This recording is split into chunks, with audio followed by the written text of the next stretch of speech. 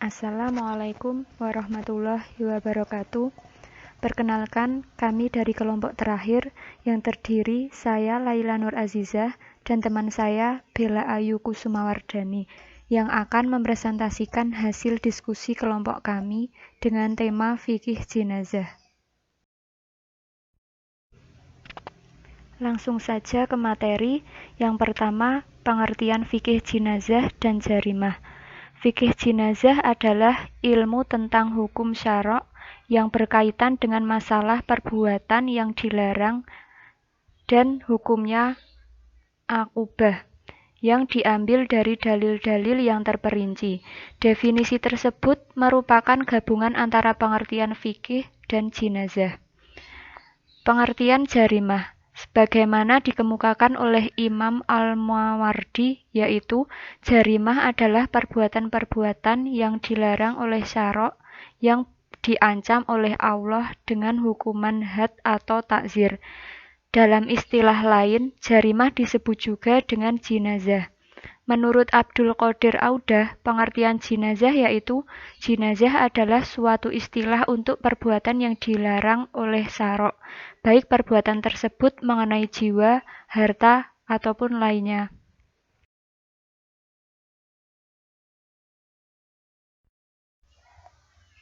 Yang kedua, syarat dan rukun jenazah. Syarat jenazah. Mengingat jenazah merupakan perbuatan yang dilarang syara', maka larangan tersebut hanya ditujukan kepada orang muhalaf atau baligh.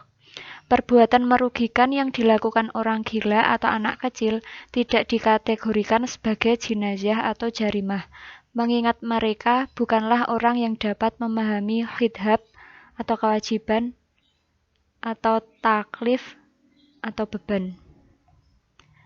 Rukun jenazah. Yang pertama, adanya unsur formal, rukun al-syari', yaitu ketentuan nas yang melanggar perbuatan-perbuatan tertentu yang disertai ancaman hukuman.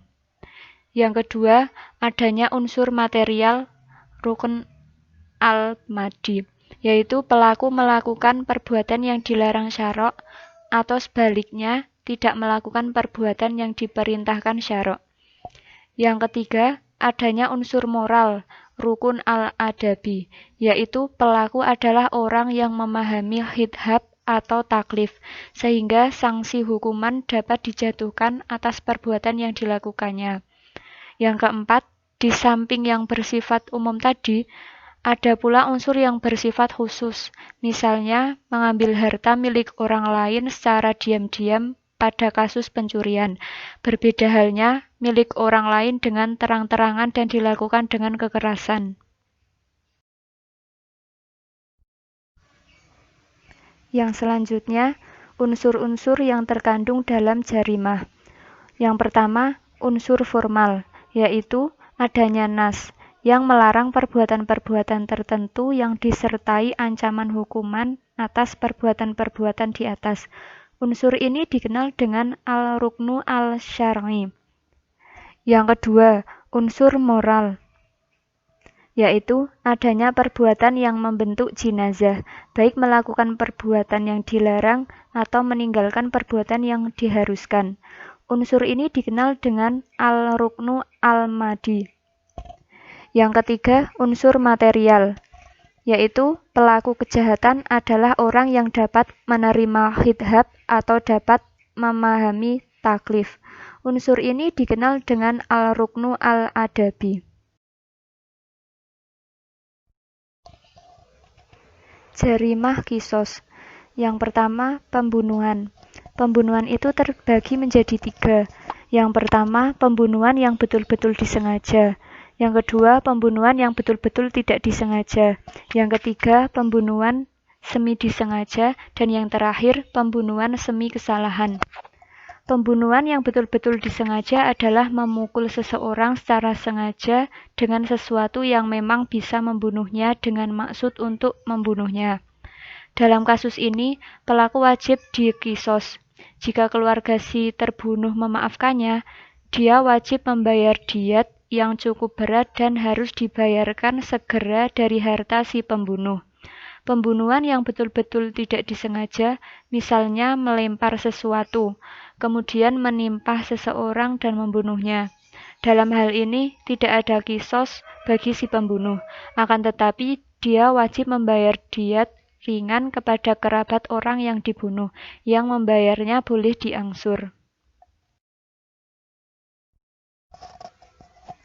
Syarat wajib kisos. Yang pertama, si pembunuhnya adalah orang yang baligh. Yang kedua, si pembunuhnya adalah orang yang berakal. Yang ketiga, si pembunuh bukan bapak dari orang yang dibunuh. Dan yang terakhir, status orang-orang yang dibunuh tidak boleh kurang dari status si pembunuh.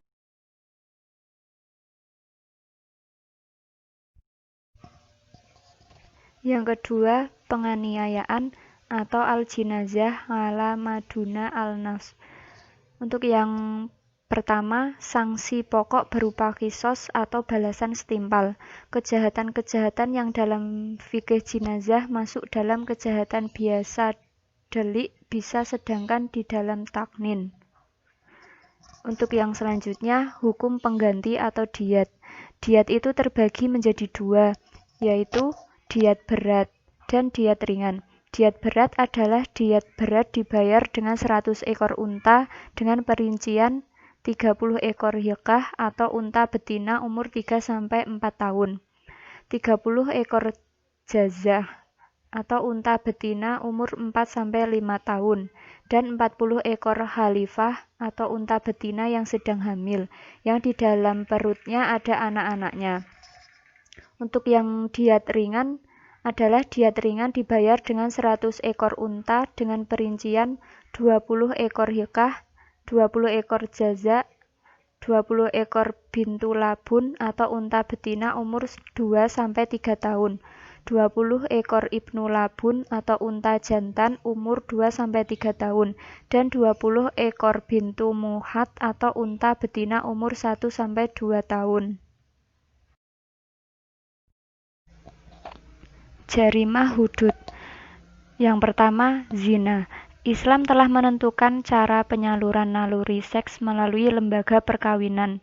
Oleh sebab itu, penyaluran naluri seks di luar perkawinan yang sah adalah bertentangan dengan cara yang ditentukan Islam.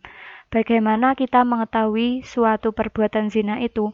Di bawah ini kriteria perbuatan zina dan bukti-bukti seseorang telah melakukan zina. Kriteria perbuatan zina. Yang pertama, peristiwa hubungan kelamin dengan cara memasuki alat vital pria ke dalam alat vital wanita yang bukan istrinya. Yang kedua, peristiwa hubungan kelamin dilakukan antara pria dan wanita tanpa ikatan perkawinan yang sah. Yang ketiga, peristiwa hubungan kelamin merupakan penyaluran nafsu seks yang disenangi. Dan yang terakhir, peristiwa hubungan kelamin dilakukan secara sadar. Sanksi perbuatan zina. Yang pertama, rajam, dan yang kedua, dera. Bukti perbuatan zina, yaitu ada saksi, adanya pengakuan, dan adanya kehamilan. Yang kedua, memaksa zina atau perkosa. Dalam hukum Islam, memaksa berzina atau perkosa merupakan kejahatan seksual yang pelakunya dapat dijatuhi hukuman berat. Selain hukuman had zina, ia juga dikenai takzir.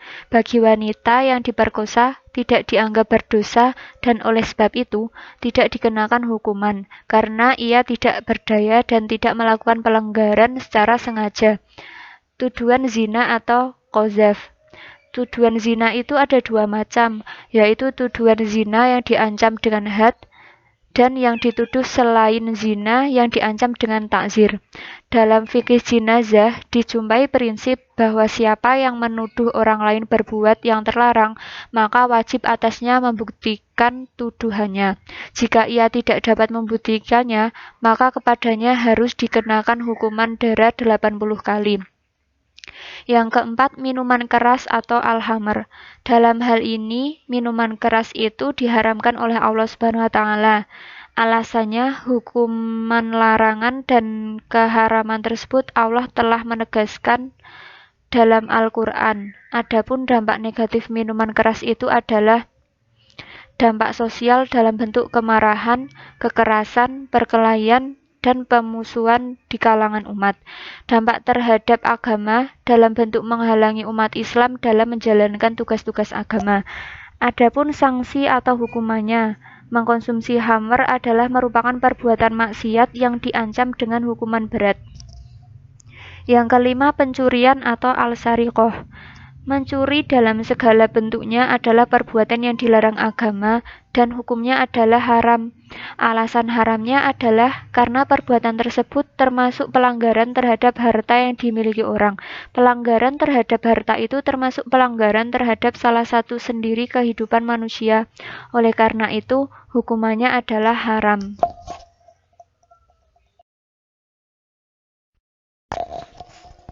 Yang keenam, perampokan atau hirabah. Perampokan itu adalah mengambil harta, biasanya dilakukan secara diam-diam.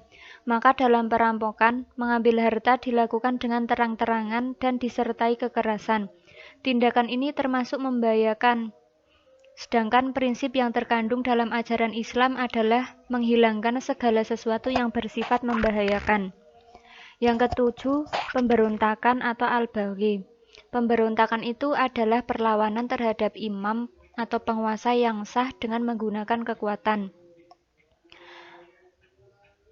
Yang pertama, menentang kekuasaan atau melakukan perlawanan terhadap imam yang sah dan adil dengan maksud cara menghilangkan kekuasaan yang sah atau menarik kepatuhan daripadanya atau menolak pemberian hak-haknya. Dilakukan oleh sekelompok orang yang diorganisir oleh pemimpin yang dipatuhi. Dilakukan dengan satu ide tertentu, menggunakan kekuatan bersenjata, dan perlawanan terhadap kekuasaan yang sah itu dilakukan dengan sengaja, sadar, dan mengetahui bahwa tindakan tersebut adalah salah dan dilarang oleh agama.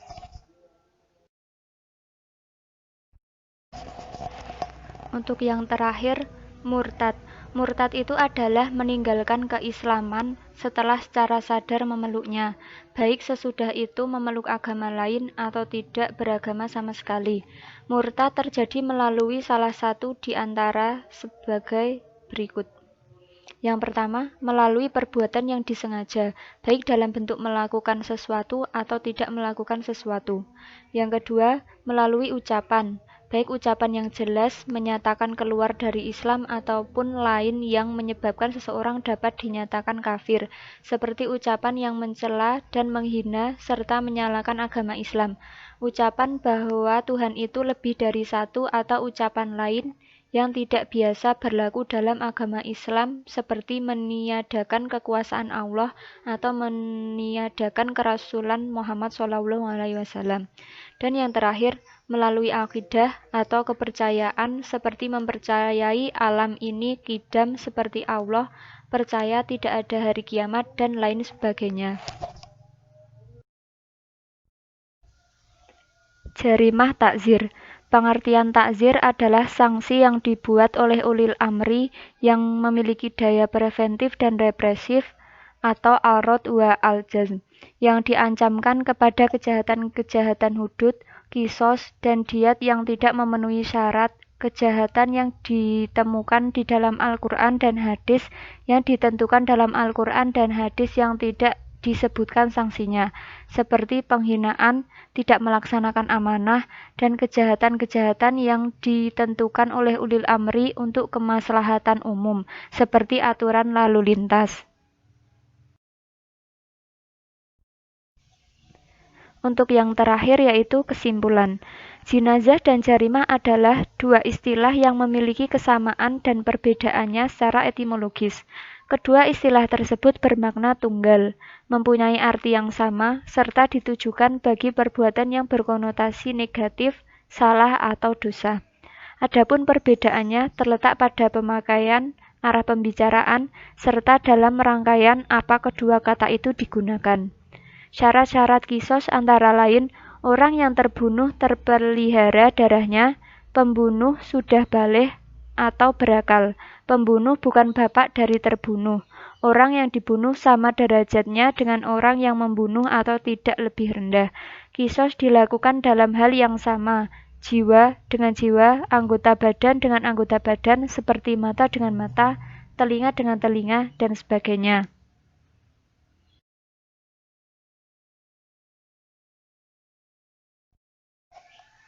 Sekian presentasi dari kelompok kami. Jika ada salah atau kekurangan, mohon dimaafkan. Terima kasih. Wassalamualaikum warahmatullahi wabarakatuh.